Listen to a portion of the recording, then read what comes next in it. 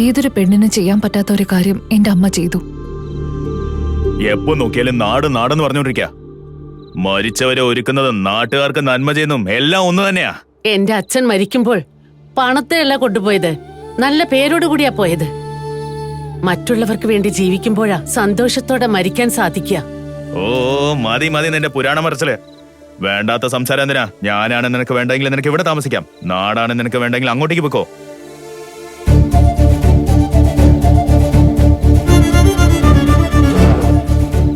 ഞാൻ വന്നാ നിങ്ങൾ സന്തോഷിക്കുമെന്നാ കരുതിയത്. വിവാഹമോചനം തരേണ്ടി വരുമെന്ന് കരുതിയില്ല. ഞാൻ പേപ്പേഴ്സ് അയക്കാം, അതിൽ സൈൻ ചെയ്ത് സന്തോഷിച്ചോ. ഒരു മിനിറ്റ്, ഇത് തന്നെയാണോ നിന്റെ തീരുമാനം? നന്നായിട്ട് ആലോചിച്ച് നോക്കിയോ നാച്ചിയാർ? വാക്ക് തന്ന ശേഷം ഞാൻ എന്തിനാലോചിക്കണം?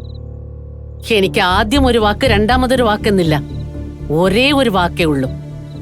അഥവാ മരിക്കേണ്ടി വന്നാൽ പോലും തന്ന വാക്ക് ഞാൻ പാലിക്കും. എന്റെ അച്ഛനെ ഉപേക്ഷിച്ചു എന്നല്ലാതെ അമ്മയുടെ അച്ഛന് കൊടുത്ത വാക്ക് അമ്മ തെറ്റിച്ചില്ല.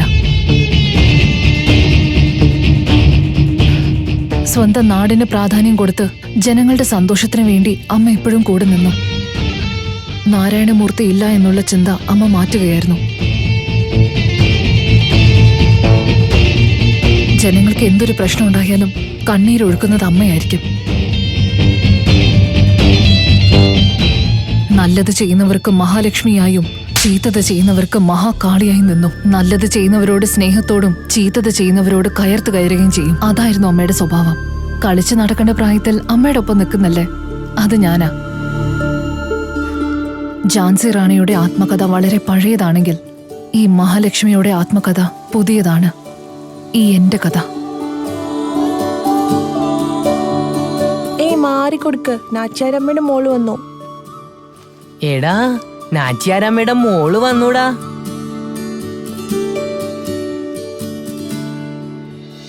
ഞാൻ നാച്ചിയാരമ്മയുടെ മോളായതുകൊണ്ട് എന്റെ അടുത്ത് ആരും ഇരുന്നില്ല. പോയിരിക്കല്ലേ. എടാ ബാലരാജേ, അങ്ങോട്ട് പോവല്ലേ. നാച്ചിയാരമ്മയുടെ മോളായതുകൊണ്ട് അതിനെന്താ, നമ്മളും ഫീസ് അടിച്ച് വന്നവരല്ലേ. എല്ലാവരും എന്നെ ഒരു മഹാറാണിയെ പോലെ കണ്ടപ്പോ ഇവ മാത്രം എന്നെ സാധാരണ ഒരു കുട്ടിയെ പോലെ കണ്ടു.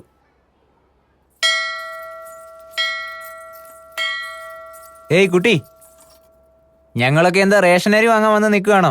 ഹൈ, അത് നാച്ചിയാരമ്മയുടെ മോളാ. ഞാൻ ലക്ഷ്മിയുടെ മോനാ. അപ്പൊ ഞാനും പോട്ടെ. ഇത് നോക്ക് തിരുമേനി, ഇവിടെയുള്ള എല്ലാവർക്കും അച്ഛനും അമ്മയൊക്കെ ഉള്ളതാ. പക്ഷെ നാച്ചിയാരമ്മ ഈ നാടിന്റെ തലവ് മാത്രമാണ്, ദൈവത്തിന്റെ അല്ല. ഇവിടെ എല്ലാരും സമമാണ്. സ്വാമി, ഞാൻ ലൈനിൽ തന്നെ നിന്നോളാം. അതല്ല മോളെ, അതൊന്നും സാരമല്ല സ്വാമി. മംഗളം ഭവിക്കട്ടെ.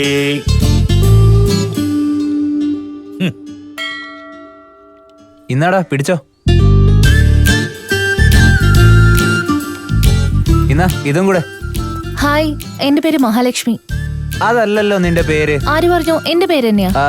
ഒരു മിനിറ്റ് ചേച്ചി, ഈ കുട്ടിയുടെ പേരെന്താണെന്ന് അറിയോ? എനക്കെന്താ അറിയാണ്ട്, നാച്ചിയമ്മയുടെ മോളല്ലേ.